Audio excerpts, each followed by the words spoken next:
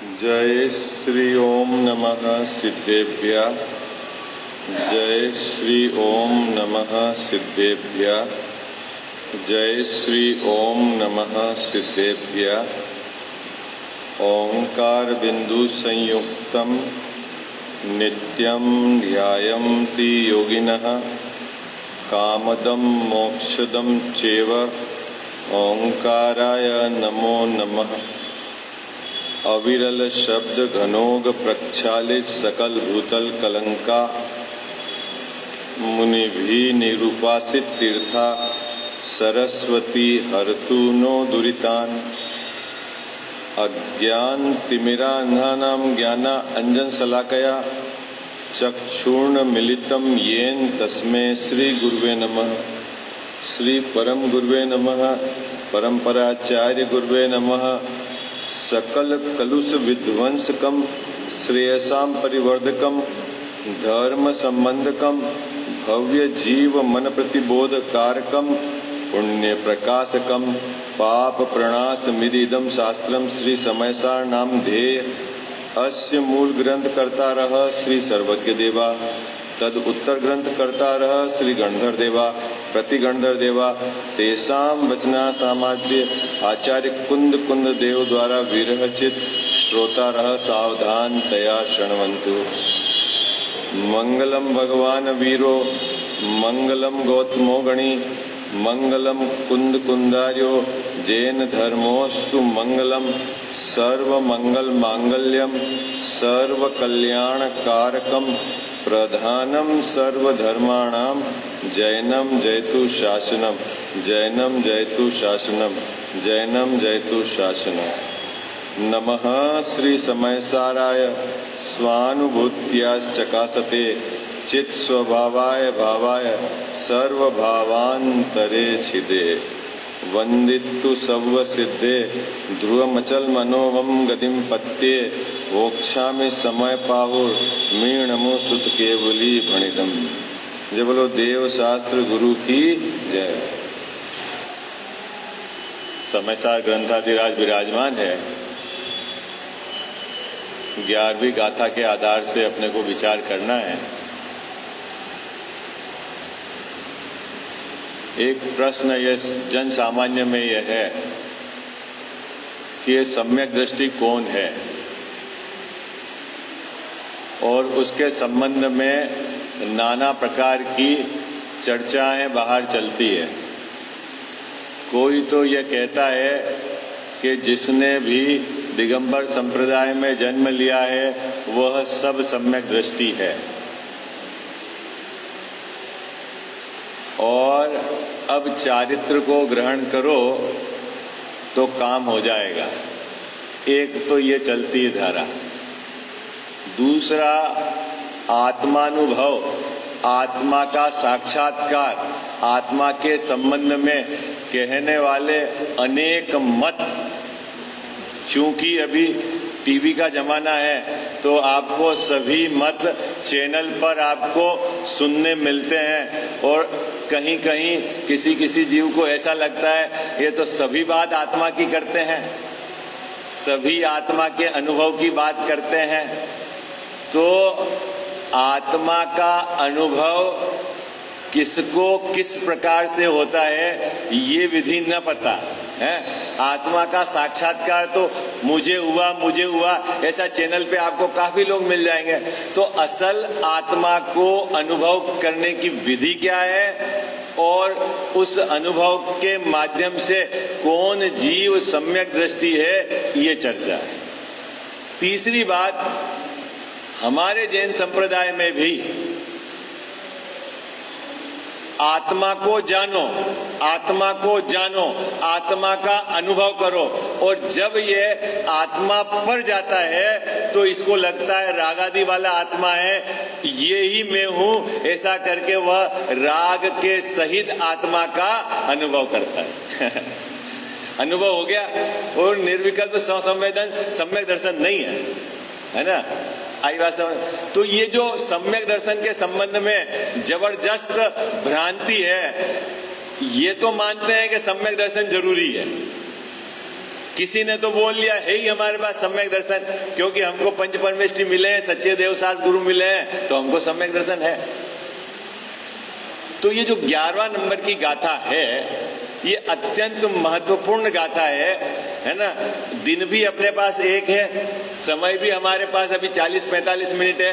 इसमें हमको विचार करना है कि सम्यक दृष्टि कौन है, और यह बात सीधी कुंद कुंद आचार्य ने इस गाथा में ली है। आई बात समझ में? सीधी बात कुंद कुंद आचार्य ने इस गाथा में ली है कि सम्यक दृष्टि कौन है ना। निकालिए आप पेज नंबर 22, ग्रंथ सब आपके पास है, ग्रंथ हाथ में रखना आप, ताकि आपको क्या आचार्य देव कह रहे हैं, कुंद कुंद स्वामी क्या अमृतचंद स्वामी कह रहे हैं, ये बात आपको पता चलेगी। आई बात समझ? पेज नंबर 22, गाथा 11 नंबर की गाथा है।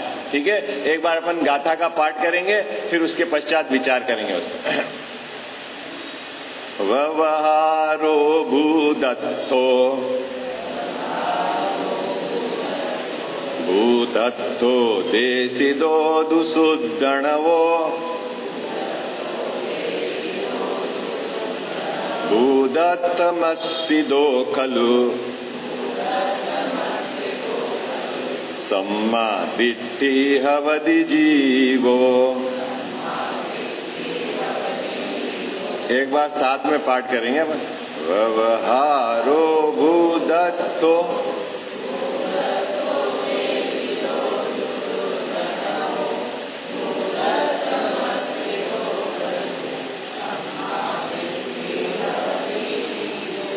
हरिगीत का पाठ करें।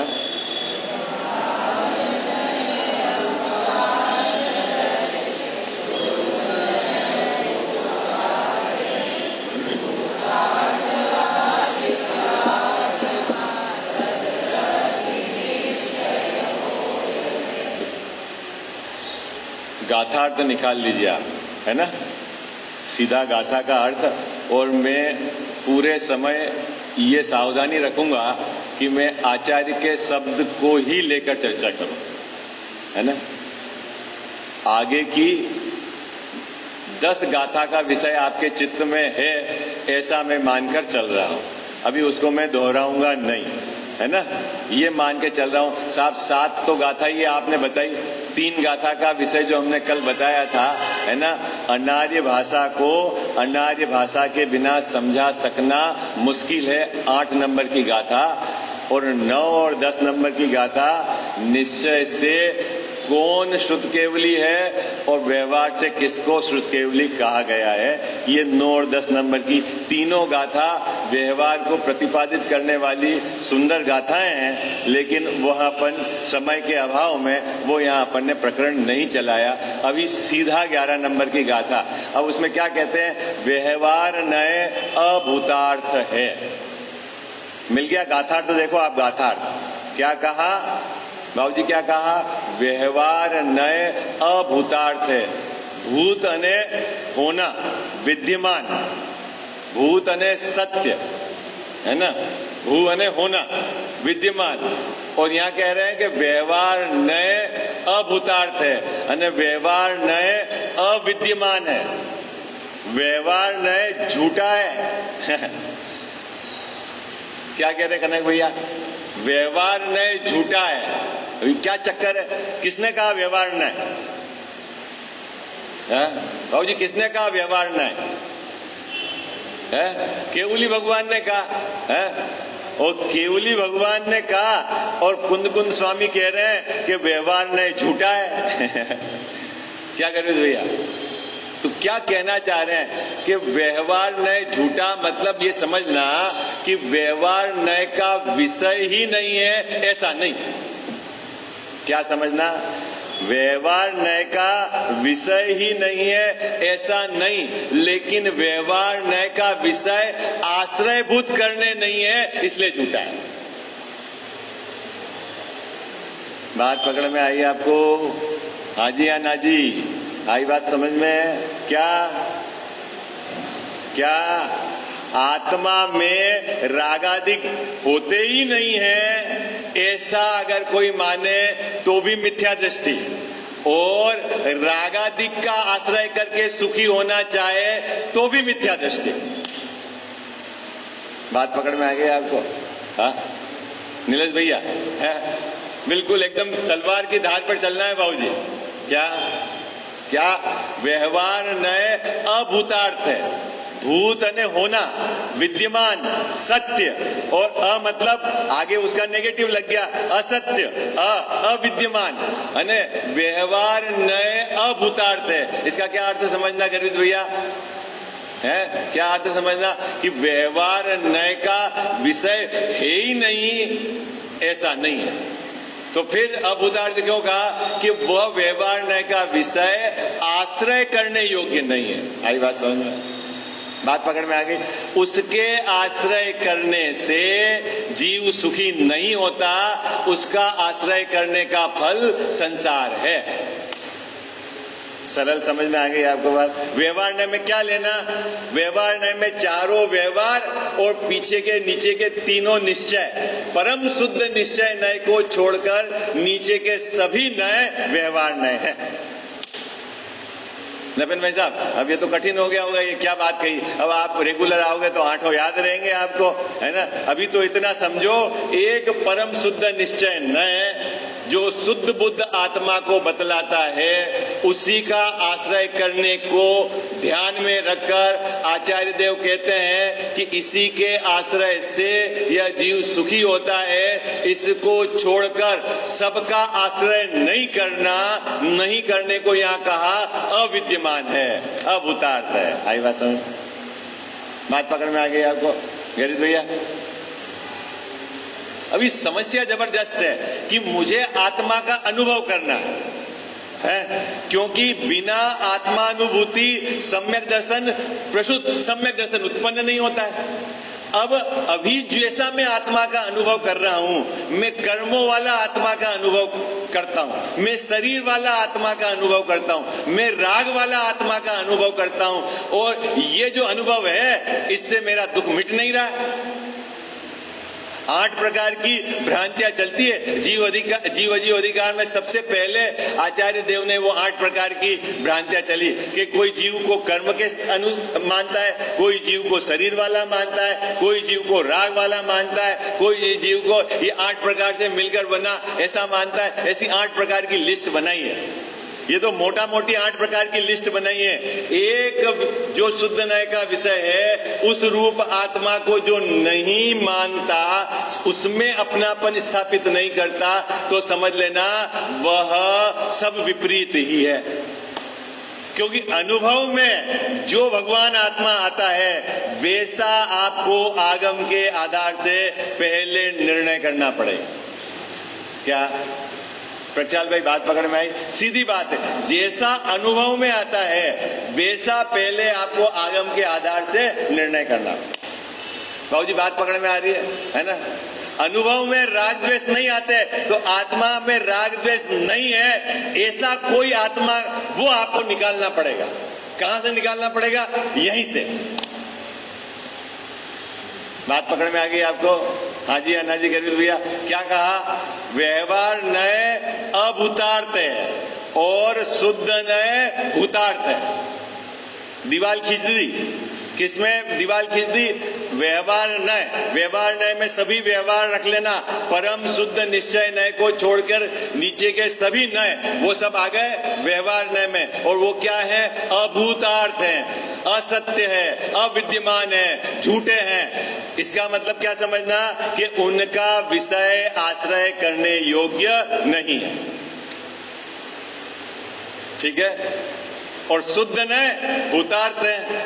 ये बात किसने कही बाबूजी? कुंद देव कह रहे हैं ये गणधर परंपरा से ये चली आई है, ऋषिवरों ने बताया है, केवली भगवान की वाणी में आई है। तो फिर साहब कौन जीव सम्यक दृष्टि है? कौन सा जीव सम्यक दृष्टि है? तो बोले जो भूतार्थ का आश्रय करता है? आश्रय करना मतलब क्या बाबूजी? आश्रय करना मतलब क्या? आश्रय करता कौन है? पर्याय। अपनी वर्तमान पर्याय आश्रय करती है। आश्रय करती किसको कहना? आश्रय। आश्रय कहना मतलब उसमें अपनापन स्थापित करना। अपनापन स्थापित करना मतलब वो ये माने ये मैं हूं। क्या वर्तमान में हमारा जो उपयोग है, क्या पहले आगम के आधार से ये निर्णय करे, क्या निर्णय करे, ये जो शुद्ध नए से जो भगवान बताया गया है ऐसा मैं हूं। गरीब भैया, उसको कहना क्या आश्रय करना। ये भी क्या आगम के आधार से आपने विकल्पात्मक ज्ञान में निर्णय लिया है। असली आश्रय करना क्या, ज्ञान अपना सीधा ज्ञान स्वभाव को जाने,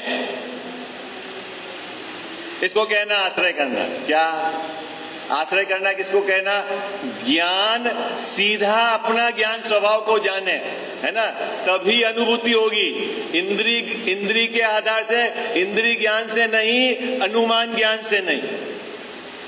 आई बात समझ में, बात पकड़ में आई। बाबूजी सरल है। अभी अपन विषय चलाएंगे आगे। अभी यहां इस बात को समझाने के लिए आचार्य अमृतचंद सूरी महाराज ने इतना सुंदर उदाहरण प्रस्तुत किया है, इतना सुंदर उदाहरण प्रस्तुत किया है कि उस उदाहरण से ही सीधा आपको भाव पकड़ में आ जाए।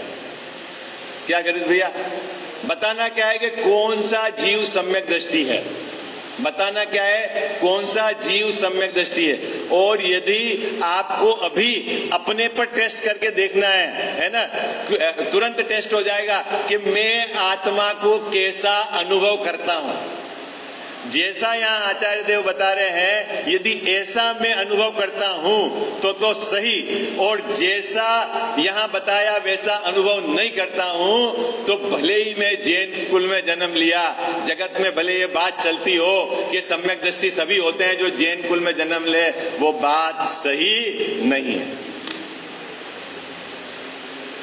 ठीक है प्रचाल भाई, क्या बताते हैं यहाँ पर, क्या देखो पहली दो पंक्ति में तो वही बात कही है, व्यवहार नय और निश्चय नय किसको कहते हैं ना, वो शब्द को उन्होंने वहां पर विस्तार दिया है, अभूतार्थ किसको कहना। अब उसके आगे उदाहरण दृष्टांत से बतलाते हैं। तीसरी पंक्ति निकालिए, मिल गई आपको तीसरी पंक्ति, ठीक है। जैसे प्रबल कीचड़ के मिलने से जिसका सहज एक निर्मल भाव तिरोभूत हो गया है, ऐसे जल का अनुभव करने वाले पुरुष जल और कीचड़ का विवेक न करने वाले, दोनों के भेद को न समझने वाले बहुत से तो उस जल को मलिन ही अनुभवते हैं। एक ब्रेक यहां लेते हैं अपन, एक ब्रेक क्या लेते हैं यहां पे, क्या कह रहे हैं बाबूजी, पहले क्या कहा, प्रबल कीचड़ है ना, पानी में कीचड़ यानी मेल, प्रबल मतलब गाढ़ा कीचड़ मिल गया हो, गाढ़ा मिल गया हो, है ना।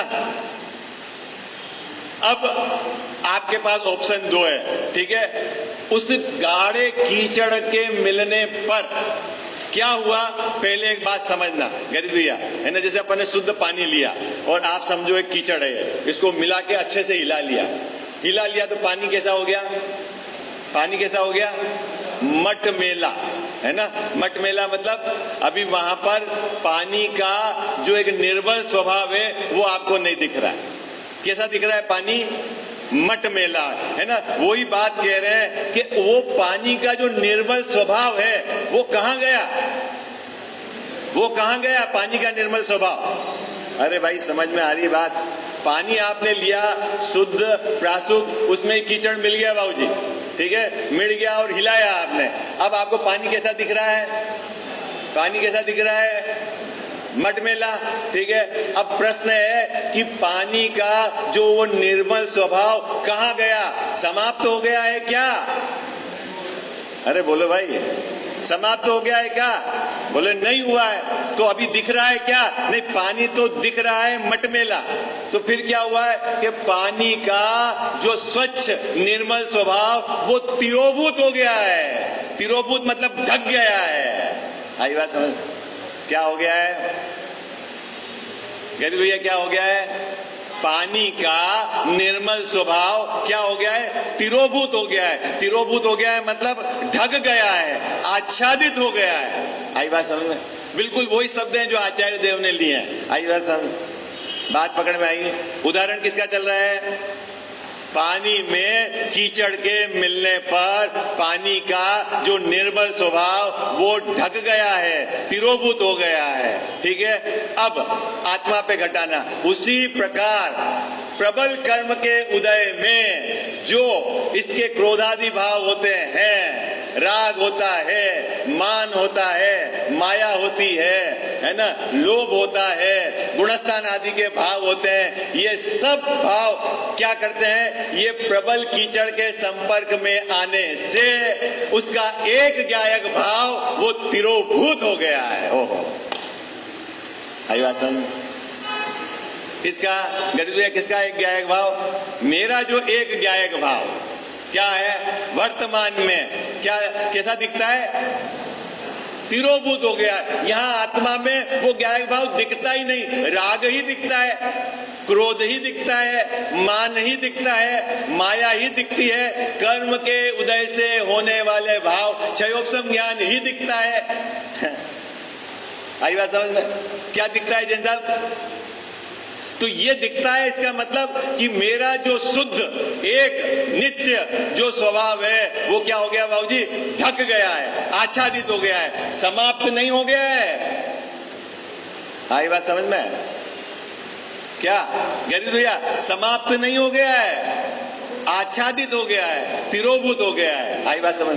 पानी का निर्मल स्वभाव समाप्त नहीं हो गया है कीचड़ के मिलने से। क्या हो गया है? वो ढक गया है, आच्छादित हो गया है, तिरोभूत हो गया। समझ में आ गई पहली बात? अरे बोलो प्रक्षाल भाई, बात पकड़ में आ गई है? कितना सुंदर उदाहरण देखो। आचार्य अमृतचंद सूरी महाराज ने जो जो बात कही है जैन साहब, अधिकतर में उदाहरण लगा के बात कही, और उदाहरण भी बिल्कुल ऐसे हैं सटीक। अब क्या करता है? अब एक अज्ञानी जीव को लाए। अज्ञानी जीव को इसको कहना गरीब भैया, जो कीचड़ का स्वभाव और पानी के स्वभाव को नहीं जानता। अज्ञानी किसको कहना? अज्ञानी किसको कहना? जो कीचड़ के स्वभाव को और पानी के स्वभाव को नहीं जानता। ऐसा अज्ञानी जीव क्या करता है कि मटमेला पानी तो देखता है, पानी के निर्मल स्वभाव की उसको खबर नहीं है, और प्यास लग रही है जबरदस्त। क्या है? जैसा प्यास लग रही है जबरदस्त है, और पानी के निर्मल स्वभाव की खबर नहीं है, और क्या मानता है? ये पानी तो मटमेला ही है। पानी को क्या मानता है? पानी तो मटमेला ही है। ऐसा वह जो पानी के स्वभाव को और कीचड़ के स्वभाव की भिन्नता नहीं जानता, वह उस पानी को मलिन ही अनुभवता है, और मलिन ही अनुभव करके उसी को पी लेता है। और पी लेगा तो फिर क्या होगा बाबूजी? बीमार पड़ जाएगा। जॉइंटिस हो जाएगा, जॉइंटिस। किसको? भैया किसको है? पानी पीने से जॉइंटिस नहीं हुआ। मूल कारण क्या है कि वो पानी के स्वभाव को और कीचड़ के स्वभाव को दोनों की भिन्नता नहीं जानता। बात पकड़ में आई आपको? नीलेश भाई बात पकड़ में आई? जबरदस्त चर्चा है।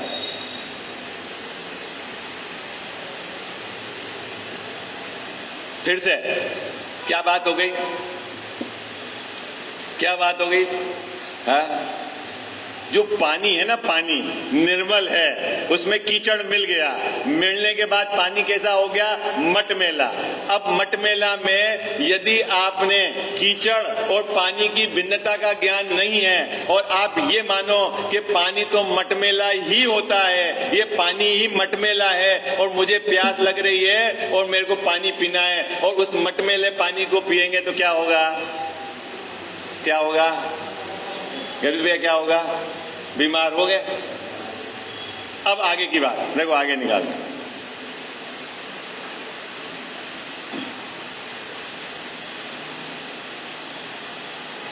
कहां तक पढ़ लिया था अपन ने? मलिन ही अनुभवते हैं, वहां तक है ना। ये तो हो गई अज्ञानियों की बात। अब आगे, किंतु कितने ही अपने हाथ से डाले हुए कतक फल के पड़ने मात्र से उत्पन्न जल कादव की विवेकता से अपने पुरुषार्थ द्वारा आविर्भूत किए गए सहज एक निर्मल भावपने से उस जल को निर्मल ही अनुभवते हैं। दूसरी बात क्या है गरीब भैया? कितने ही क्या करते हैं? अपने हाथ से डालते हैं। कहां डालते हैं? वो मटमेले पानी में फिटकरी डालते हैं अपने हाथ से। क्या करते हैं? फिटकरी कौन डालता है बाबूजी? कौन डालता है फिटकरी अपने हाथ से? वो जीव स्वयं डालता। कौन जीव? जो पानी का स्वभाव और कीचड़ का स्वभाव भिन्न भिन्न जानता है, वो क्या करता है? अपने हाथ से लेकर कतक फल, फिटकरी किसमें डालता है बाबूजी? पानी में डालता है। और पानी में फिटकरी डालने से क्या होगा? क्या होगा कि पानी अलग और कीचड़ अलग हो जाएगा। पानी ऊपर ऊपर रह जाएगा, कीचड़ नीचे बैठ जाएगा। फिर क्या करेंगे कि ऊपर से निर्मल पानी को ही अनुभवता है। कौन? ज्ञानी जन, विवेकी जन। तो निर्मल पानी आया कहां से? निर्मल पानी आया कहां से बाबूजी? कहां से आया है? पानी तो निर्मल ही था। फिर तो मटमेला कैसा दिख रहा था? अरे वो तेरे को कीचड़ के और पानी की भिन्नता का विवेक नहीं था। तो निकला कैसे पानी निर्मल? के उसने पुरुषार्थ पूर्वक निर्मल निकाला। तो क्या पुरुषार्थ करा? पानी तो शुद्ध ही था और पानी को निर्मल निकालने पर उसने क्या पुरुषार्थ करा? कि उसने पुरुषार्थ करा, क्या करा कि कतक फल डाला। क्या करा उसने? फिटकरी डाली। गरीब भैया, फिटकरी डालने से क्या हुआ कि पानी निर्मल अलग हो गया और कीचड़ अलग हो गया। उसने निर्मल पानी को ग्रहण कर। ठीक उसी प्रकार यहां जो आत्मा अपने को दिखता है, रागादि वाला, क्रोधादि वाला, क्षयोपशम ज्ञान वाला, गुणस्थान वाला, ऐसा दिखता है तो अपने को आत्मा मेला दिखता है। ओ अनादि से तो मेरे को कर्मों ने बांध रखा है, अनादि से तो इन कर्म के उदय में मेरी ये दशा हुई है, मैंने तो बहुत पाप किए हैं, मैंने तो बहुत पुण्य किए हैं। पुण्य पाप वाला जो आत्मा दिखता है वो आत्मा मटमेला। कैसा है आत्मा? अरे बोलो भाई, क्या बोलो? आज तक आपने आत्मा को कैसा देखा है? बोलो ना, कैसा देखा है बाबूजी आत्मा को? बोलो ना, कैसा अनुभव किया है? अच्छा ये बतावा है? पाप रूप अनुभव किया है, पुण्य रूप अनुभव किया है, शुभ भाव रूप अनुभव किया है, अशुभ भाव रूप अनुभव किया है। मैं तो पहले गुणस्थान वाला हूँ, गुणस्थान वाला अनुभव किया है। मैं तो क्षयोपशम ज्ञान वाला हूँ, मेरे तो ज्ञान कम है, ऐसा क्षयोपशम ज्ञान वाला अनुभव किया है। आचार्य देव कहते हैं कि तूने आत्मा का निर्मल स्वभाव और ये जो कादा, इसकी भिन्नता नहीं जानी है। क्या है कादा? कादा क्या है? अरे बोलो भाई, कादा क्या है? क्या कादा? कीचड़ किसको कहा? कीचड़ किसको कहा? यहां पर शुभ अशुभ भाव कीचड़ है, पाप पुण्य के भाव कीचड़ है।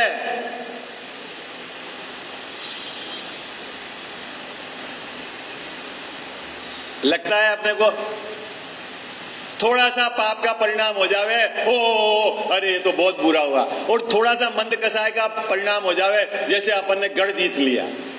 अरे भाई, हर अंतर मुहूर्त में ये जीव पाप से पुण्य, पुण्य से पाप में जाता है। उसमें क्या दम है? कैसा अनुभव किया हमने आज तक भगवान आत्मा को? भगवान आत्मा नहीं, आत्मा को। भगवान आत्मा की तो खबर ही नहीं है। ये तो अभी बाबूजी कैसा अनुभव किया?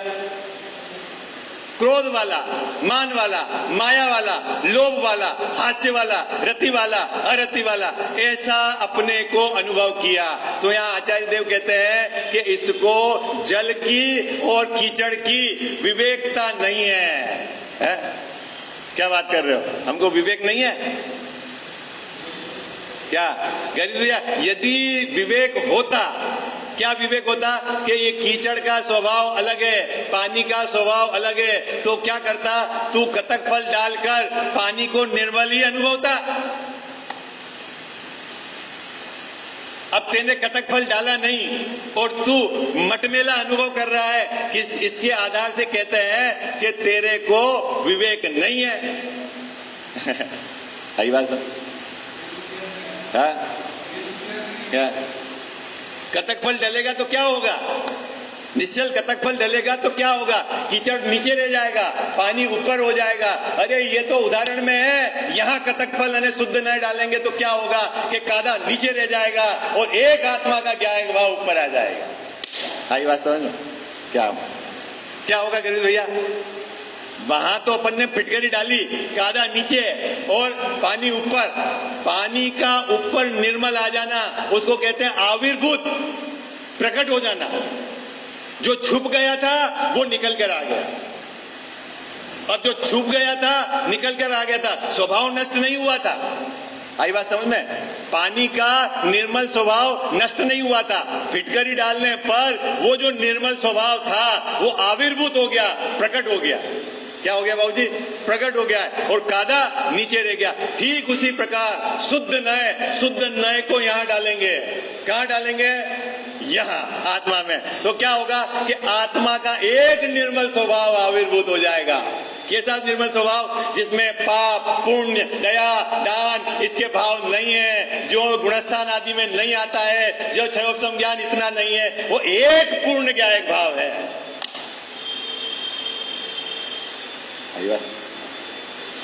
इसको कहते हैं बाबूजी पुरुषार्थ करना है। किसको बोलना पुरुषार्थ? अपने पुरुषार्थ से। अपन किसको बोलते? धर्म के नाम का पुरुषार्थ। बोलो भाई, किसको गरीब भैया धर्म के नाम का पुरुषार्थ है? तो खाना छोड़ दिया, जय जयनाथ परम गुरु हो, व्यवस्था तो बताई थी ना, ये सब सेवक जमा दे और अपन को तो आके इधर से इधर अर्घ टेक देना है। ये पुरुषार्थ कर दिया हमने धर्म के नाम का। पुरुषार्थ किसको कहा गरीब भैया? वो शुद्ध नय को डालो अंदर डालोगे तो क्या होगा कि जो अपने आत्मा का एक निर्मल, नित्य, अनादि अनंत, अखंड ज्ञायक भाव, शुद्ध भाव, जो कभी अशुद्ध हुआ ही नहीं, वो आविर्भूत हो जाएगा, प्रकट हो जाएगा। बाबूजी है? कौन डालेगा शुद्ध नय? कौन डालेगा शुद्ध नय? शुद्ध नय यहां कतक फल की जगह है, वो कतक फल डालना पड़ेगा आपको। और जब ये कतक फल डाल दिया तो जो शुद्ध नय से जो आविर्भूत हुआ भगवान आत्मा, उसका अनुभव करना, ये ही मैं हूं, उसका सेवन करना, या जो ऐसा अनुभवते हैं वे सम्यक दृष्टि हैं, ये कहना है। आई बात समझ? कितना सरल उपाय है बाबूजी, मोक्ष मार्ग कितना सरल है। क्या करना है बोलो गरीब भैया? क्या करना है? पुरुषार्थ कितना है?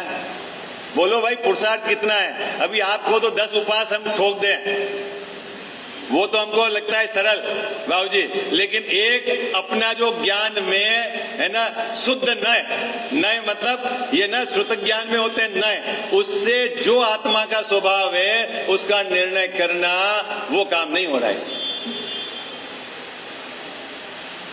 वो कठिन लग रहा है।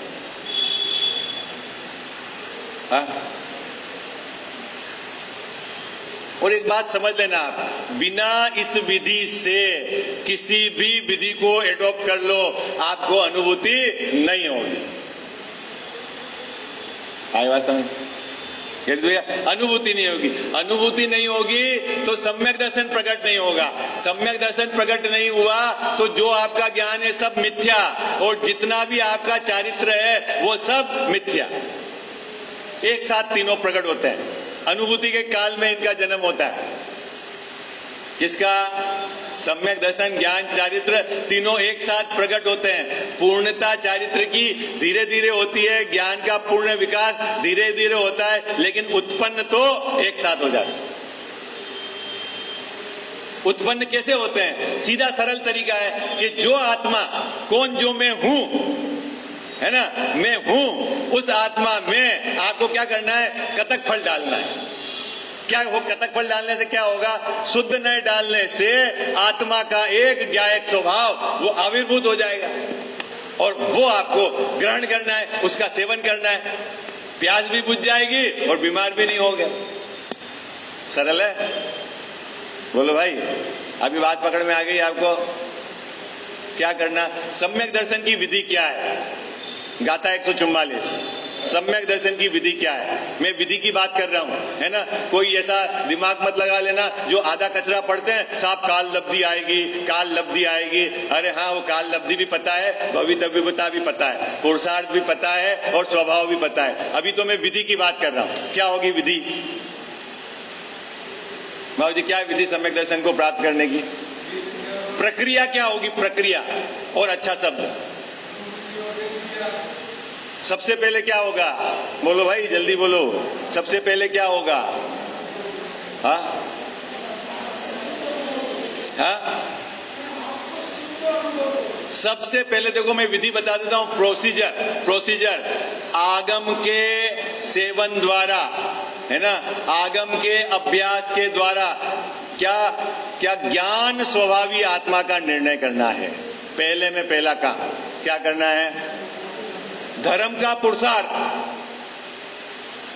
असली धर्म का पुरुषार्थ भैया क्या है?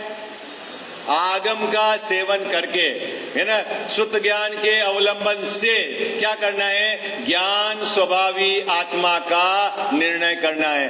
ज्ञान स्वभावी आत्मा का द्रव्य में सामान्य, है ना, द्रव्य, क्षेत्र, काल, भाव, द्रव्य में सामान्य, विशेष सामान्य का भले ही अध्ययन करो। ऊर्ध्व किसको करना है? सामान्य। ज्ञान सामान्य का निर्णय करना है। आई बात समझ? क्या काम करना है बाबू जी? किसकी विधि चल रही है भाई? हमारी परिणति में धर्म कैसे प्रकट होगा, उसकी विधि चल रही है। किसी के चित्त में यह है कि मेरे को पूजा कर लूंगा तो काम हो जाएगा, उपवास कर लूंगा तो काम हो जाएगा, दान दे दूंगा तो काम हो जाएगा। सही बात बता दूं, धोखे में।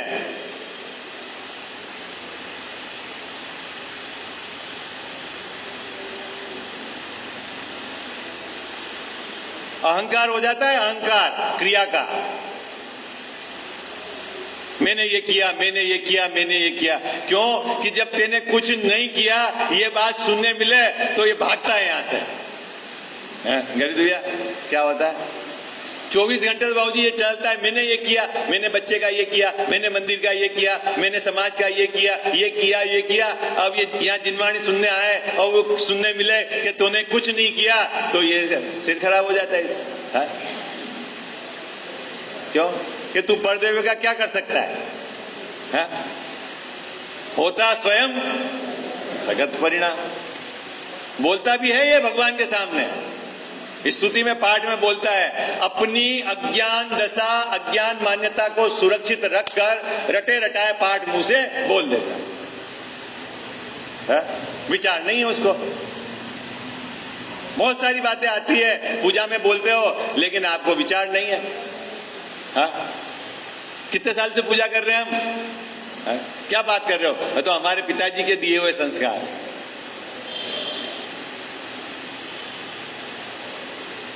बाहर छोटी मोटी क्रिया कर ली, वो क्रिया में भी बाबूजी है ना अपनी मर्जी से महंत बनना चाहता है। टोडरमल जी साहब कहते हैं महंत बनना चाहता है, कुछ भी छोड़ देता है। उसकी भूमिका का भी इसको ठिकाना नहीं। आई बात समझ में? कभी तो ऊपर वाले नियम ले लेता है, कभी क्या ले लेता है कोई। अरे भाई, आगम का अभ्यास नहीं करोगे तो बहुत गड़बड़ होगी।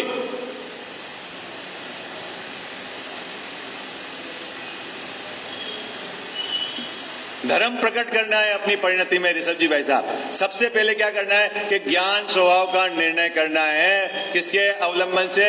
श्रुत के अवलंबन से, है आगम के अभ्यास से। किसका निर्णय करना? द्रव्य स्वभाव। द्रव्य स्वभाव मतलब जो नित्य, क्योंकि शुद्धता के लिए 3 कंडीशन अपन ने तय करी थी। प्रक्षालय 3 कंडीशन, एक तो स्व होना चाहिए, एक नित्य होना चाहिए, एक शुद्ध होना चाहिए जिसका आश्रय लिया जाए। क्या कंडीशन है? 3 कंडीशन है। किसका आश्रय लेने से हमारी परिणति में शुद्धता आएगी? स्व होना चाहिए, नित्य होना चाहिए और शुद्ध होना चाहिए। अशुद्धता के आश्रय से शुद्धता नहीं आती। अनित्य का आश्रय ले नहीं सकते और पर का आश्रय लेंगे तो रागादि भाव हुए बिना रहेंगे नहीं। क्या बात करते हो आप? पंच परमेष्ठी भगवान का आश्रय लें तब तो हमको मोक्ष हो जाएगा? बोलो भाई। अरे हाजी या नाजी बोलो। पंच परमेष्ठी भगवान का आश्रय ले तो पंच परमेष्ठी भगवान ने जिसका आश्रय लेने को कहा उसके आश्रय से तो मोक्ष हो जाएगा, लेकिन पंच परमेष्ठी भगवान का आश्रय से नहीं होगा। पुण्य बन जाएगा, एक आधा भाव स्वर्ग में चले जाओगे, लेकिन संसार परिभ्रमण नहीं मिटेगा। यहां तो संसार परिभ्रमण मिटने की बात चलती है, यहां तो प्यास बुझाने की बात चल रही बाबूजी। आई बात समझ में? क्या प्रचल भाई? क्योंकि वो पर है, आश्रय तो स्व का लेना है।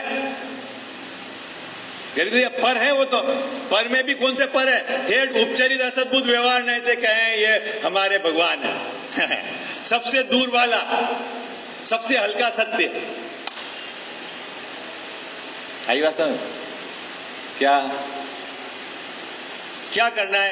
एक ज्ञायक भाव कहां आविर्भूत कैसे होगा बाबूजी? यहां कैसे निकलेगा? यहां से, है ना? ये अपने को लगता है मेरे राग, मेरे कसाय, मेरे ये, अब यहां से गायक भाव कैसे निकलेगा? तो आचार्य देव कहते हैं ना, तू शुद्ध न्याय का कतक फल डाल। है? कैसे डालें साहब शुद्ध न्याय का कतक फल? यहां आत्मा तो दिखता नहीं है, पानी तो दिख रहा था, फिटकरी दिख रही थी और हम डाल देवे तो वहां अलग हो गया। अरे भाई, आगम के आधार से ये निर्णय कर कि शुद्ध न्याय से कैसा है तेरा वस्तु स्वरूप, इसको कहते हैं कतक फल डालना। आई बात समझ में? कैसे शुद्ध न्याय से तू कैसा है? शुद्ध न्याय मतलब यहां परम शुद्ध निश्चय नहीं लेना। आई बात समझ में? हाँ, क्या करना है? निश्चल ये जानना है कि मैं कैसा हूं। किससे? शुद्ध न्याय से। किसके आधार से? आगम के आधार से। अब जब उसको जान लिया कि मैं ऐसा हूं, मेरे में अशुद्धि ने प्रवेश ही नहीं किया है, मैं आज तक कभी रागादि रूप परिणमित हुआ ही नहीं हूं। बोलो, रागादि रूप परिणमित हुए कि नहीं हुए बाबूजी? है?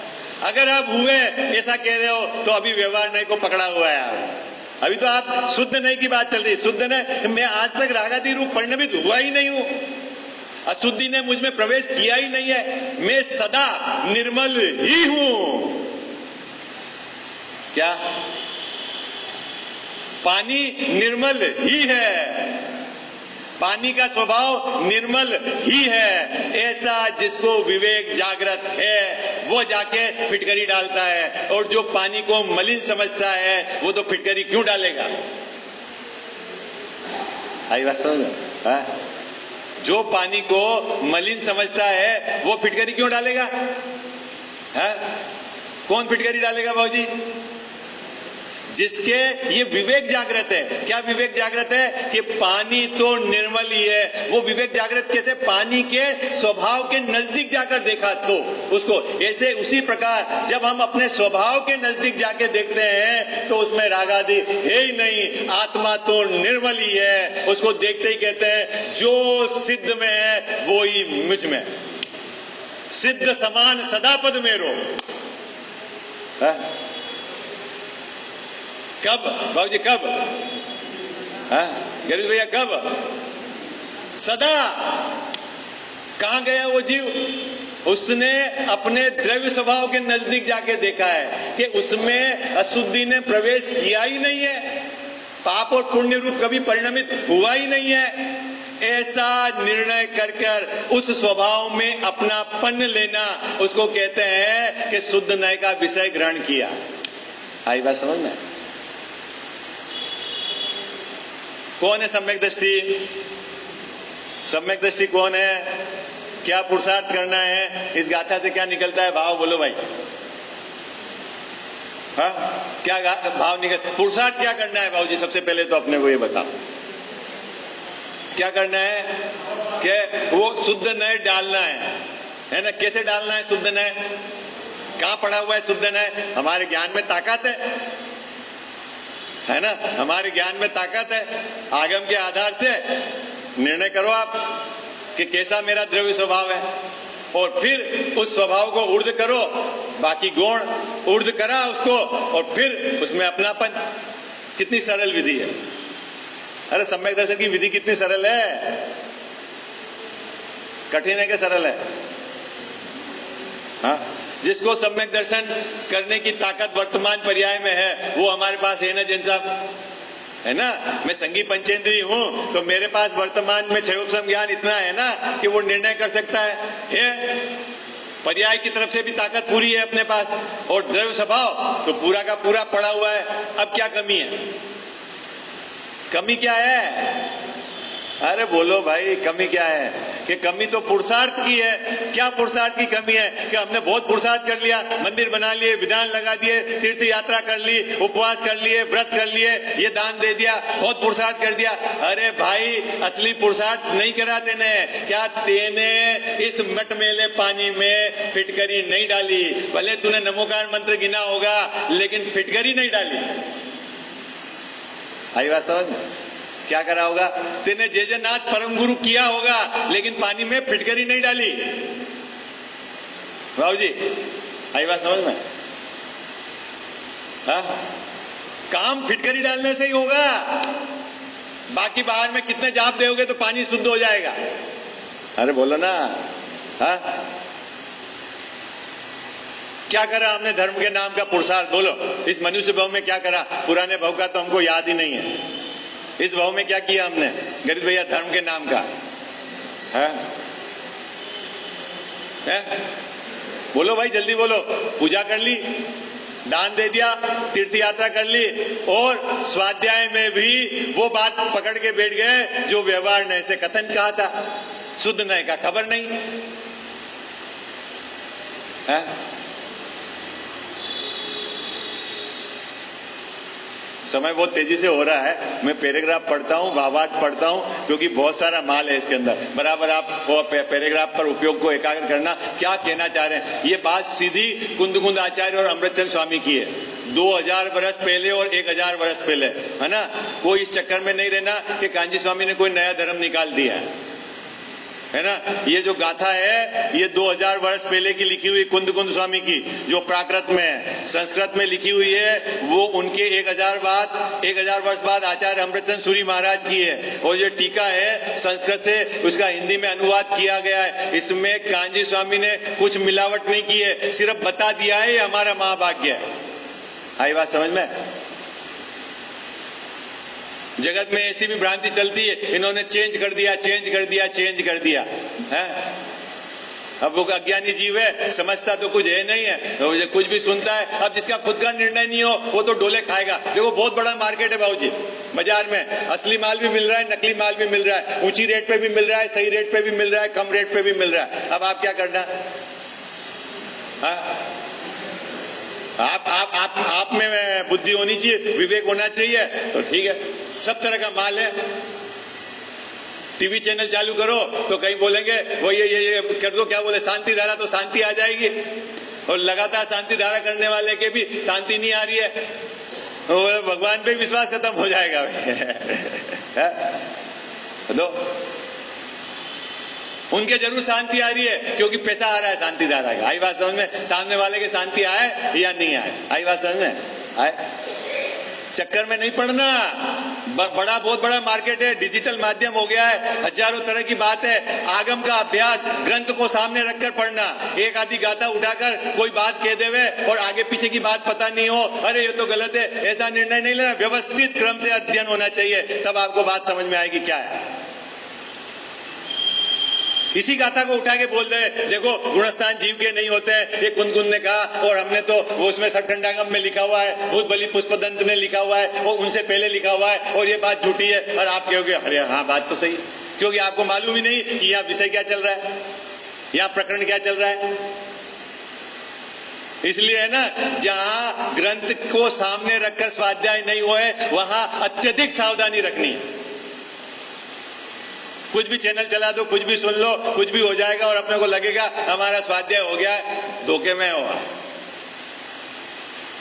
ठीक है, थोड़ा का बहुत समझना। हाँ, और मैंने आपको कल भी कहा था, अपनी मर्जी से कुछ भी मानोगे वो नहीं चलेगा, आचार्य जो कह रहे हैं वो मानोगे तो काम होगा। दो टूक बात है, अपनी मर्जी की कुछ नहीं चलेगी, तेरी मर्जी से तो तू अनादि से रखड़ रहा है। आई बात समझ में? क्या मानना है गरीब भैया? आचार्यों ने कहा है वो मानना है, आचार्यों के कहे हुए को चेंज नहीं करना है। आई बात समझ में? चले करें भैया, अभी अपन पढ़ते हैं टीका, किसकी लिखी हुई है? आचार्य अमृतसर सूरी महाराज। कब से? आज से 1000 वर्ष पहले की बात है, वो अपन पढ़ रहे हैं अभी। देखो क्या कहते हैं, बहुत से तो उस जल को मलिन ही अनुभवते हैं, जिसको विवेक जागृत नहीं है वो तो पानी को मलिन ही अनुभवते हैं, किंतु कितने ही अपने हाथ से डाले हुए कतक फल के पड़ने मात्र से उत्पन्न जल कादव की विवेकता से अपने पुरुषार्थ द्वारा आविर्भूत किए गए सहज एक निर्मल भावपने से उस जल को निर्मल ही अनुभव करते हैं। इसी प्रकार, ये तो यहाँ उदाहरण खत्म हुआ, अब यहाँ सिद्धांत। इसी प्रकार प्रबल कर्मों के मिलने से जिसका सहज एक ज्ञायक भाव तिरोभूत हो गया है, ऐसे आत्मा का अनुभव करने वाले पुरुष आत्मा और कर्म का विवेक, कर्म मतलब बाबूजी द्रव्य कर्म और द्रव्य कर्म के निमित्त से होने वाले जो भाव कर्म सब ले लेना है, आत्मा और कर्म का विवेक अन्य भेद नहीं करने वाले, व्यवहार से विमोहित हृदय वाले। ओहो, क्या कहा? व्यवहार से विमोहित हृदय वाले, व्यवहार की जिसके मुख्यता है, व्यवहार के अनुसार ही अपने को मानते हैं, उसको कहा व्यवहार से विमोहित हृदय वाले।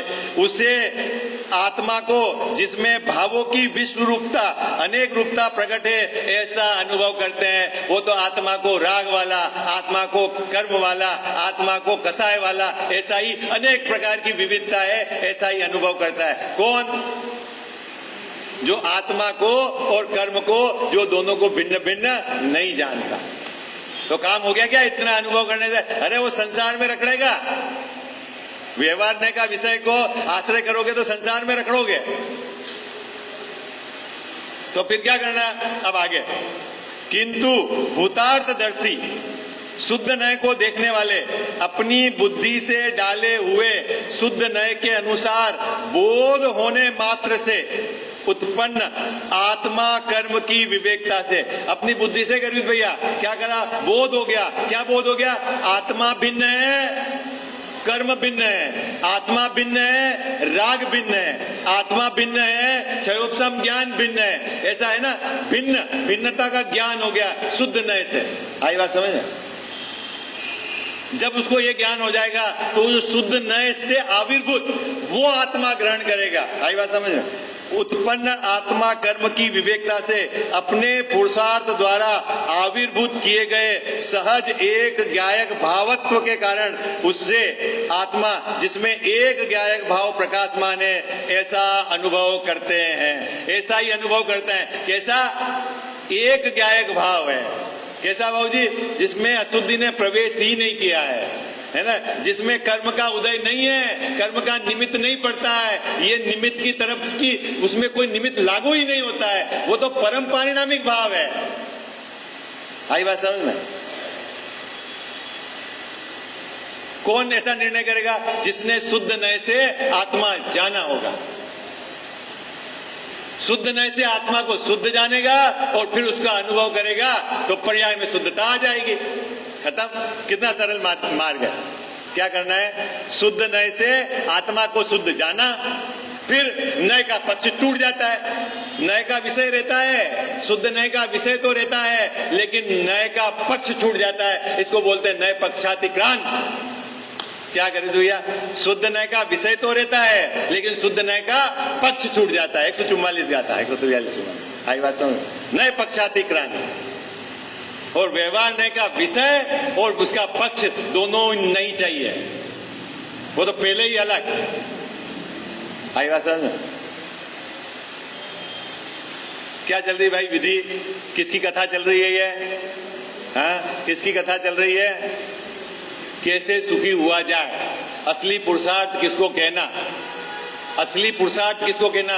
धर्म के नाम पे यदि पुरुषार्थ है तो क्या है कि पहले श्रुत का अवलंबन लेकर ज्ञान स्वभावी आत्मा को जानो, फिर क्या करो, फिर जो हमारा उपयोग 5 इंद्रिय और मन के माध्यम से बाहर जा रहा है वहां से समेटकर उस आत्मा के सन्मुख लाओ। फिर क्या करना है, बस उसमें परिणाम मगन करो, काम हो जाएगा। बस इतना सा काम है, कितना सरल काम है। बोलो भाई, धर्म प्रकट करने के लिए क्या करना है? गरीब भैया क्या करना है? हाँ, असली पुरुषार्थ है। आप बिल्कुल धोखे में मत रहना, जो शरीर के द्वारा और कोई क्रिया करके कोई पुरुषार्थ हो रहा है उस चक्कर में नहीं रहना। सबसे पहले पूरी ताकत लगा देना किसपे, कि ज्ञान स्वभावी आत्मा के निर्णय करना है। ये हमारी भूमिका का सर्वोत्कृष्ट पहले नंबर का पुरुषार्थ। उसके बिना काम आगे नहीं बढ़ेगा। फिर निर्णय हो जावे तो फिर क्या करना, उसी में अपने परिणाम को मगन करना। रुचि की तीव्रता में बाबूजी क्या होगा, विकल्प टूट जाएगा, निर्विकल्प स्वसंवेदन हो जाएगा। जब निर्विकल्प स्वसंवेदन हो जाएगा तब तेरी काल लब्धि भी पक गई है और तेरी होनार भी यही थी। लो, ये हो गया आपका काम पूरा। आई बात समझ। कब काल लब्धि देखनी प्रख्याल भाई, कब काल लब्धि देखनी है? तू पहले प्रक्रिया में तो आ बाबूजी, बराबर है, प्रक्रिया में तो आ। पहले तू आगम के आधार से ज्ञान स्वभावी आत्मा का निर्णय तो कर। निर्णय करने के बाद उसमें अपने परिणाम को मगन कर। रुचि की तीव्रता में सब तू चढ़ जाएगा। प्रायोग की लब्धि, करण लब्धि, देशना और उसके आगे का काम हुआ, उसके बाद तो सब ऑटोमेटिक सिस्टम में चल जाएगा। खाने को बनाकर यहां से नीचे उतार, नीचे उतारने के बाद सब रस परिपाक हो जाएगा। कौन सा खून बनेगा, कौन सा हड्डी बनेगी, कौन सा मज्जा, सब ऑटोमेटिक होगा। फिर तेरे को यहां कुछ नहीं करना। आई बात समझ? क्या नीचे उतर गया गले के, उसके बाद क्या करना है? क्या करना है अपने को? 10 दिन का कोई सार तो है मेरे बाबूजी, इसलिए मेरी बहुत भावना थी ना कि मैं यहाँ अपने स्थानीय यहाँ हो जाए, यहाँ हो जाए। क्या बाहर का 1-2 जगह का बहुत आग्रह कि कम से कम मूल विषय से तो आप जुड़ो। क्या है धर्म में स्वाध्याय करने का पैटर्न, क्या है ये भी तो आपको पता चले। चारों अनुयोग से वितरागता कैसे निकालनी ये तो पता चले। निश्चय नय को अभूतार्थ कहा, भूतार्थ कहा, और व्यवहार नय को अभूतार्थ कहा, तो क्या उसका क्या लॉजिक है ये तो समझ में आए। चक्कर क्या है कि हम मात्र 10 दिन स्वाध्याय करते हैं और बड़े उसमें कि सिर्फ सुनना है, उससे कोई काम होता नहीं, उतनी रुचि भी नहीं बनती है और फिर काम भी नहीं होता। और जब रुचि नहीं लगेगी तो बाबूजी परिणाम भी वहां नहीं मग्न होंगे। अपने को 24 घंटे भोगों की रुचि है, परिग्रह जोड़ने की रुचि है, आप देखो बार बार परिणाम वहीं भागते हैं। क्रिया में धर्म मानने की रुचि है तो आपको बार बार क्रिया में भागेगा, अरे ऐसा करो, ऐसा करो, अरे ऐसा नहीं पहुंचा, ऐसा नहीं करा, क्योंकि वहां आपकी रुचि लगेगी। अब आपकी रुचि, आपने को धर्म कैसे प्रकट होगा? अपना जो द्रव्य स्वभाव के आश्रय से जब उसकी खबर होगी तो फिर बार बार आपको वहां भागेगा। रुचि है सबसे बड़ी, रुचि की जोर में सब काम होगा। आई बात समझ में? रुचि का परिपाक होना चाहिए। श्रद्धा गुण के में रुचि है ना, रुचि सम्यक्त भला है, ऐसा बोला है ना छड़ाला में है। पर द्रव्यंते भिन्न आप में रुचि सम्यक्त भला, रुचि है। समय हो गया 2-3 मिनट पूरा। अभी अब आपको भावार्थ घर पढ़ना है, मैं ये 3 पंक्ति पढ़ लेता हूं, है ना। जिसमें एक व्यायक भाव प्रकाशमान है ऐसा अनुभव करते हैं। यहाँ शुद्ध नय कतक फल के स्थान पर है, इसीलिए जो शुद्ध नय का आश्रय लेते हैं वे ही सम्यक अवलोकन करने से सम्यक दृष्टि है। कौन सम्यक दृष्टि है? जो शुद्ध न्याय का आश्रय करते हैं, है ना, वही सम्यक दृष्टि है। लेकिन कोई ऐसा समझे कि अशुद्ध न्याय का विषय ही नहीं होता, तो वो भी सम्यक दृष्टि नहीं है। हाँ, ये बात समझ, वो नीचे भावार्थ में सब स्पष्ट किया है ना। दूसरे, जो अशुद्ध न्याय का सर्वथा आश्रय लेते हैं, वे सम्यक दृष्टि नहीं है। अशुद्ध न्याय में क्या लेना? अशुद्ध न्याय में क्या लेना बाबूजी? है बंद कथा, सब बंद कथा। इस कर्म के उदय से ये होता है, इस कर्म के उदय से ये भाव हुए, इसने ये सब उसका आश्रय लेंगे। है काम भोग तो है ही, उसको तो दुनिया मानती, लेकिन बंद कथा भी इसी में ले लेना, है ना। इसीलिए कर्मों से भिन्न आत्मा के देखने वाले को व्यवहार न्याय का अनुसरण करने योग्य नहीं है। विशेष चर्चा पर फिर अवसर मिलेगा तब करें। सहजानंदी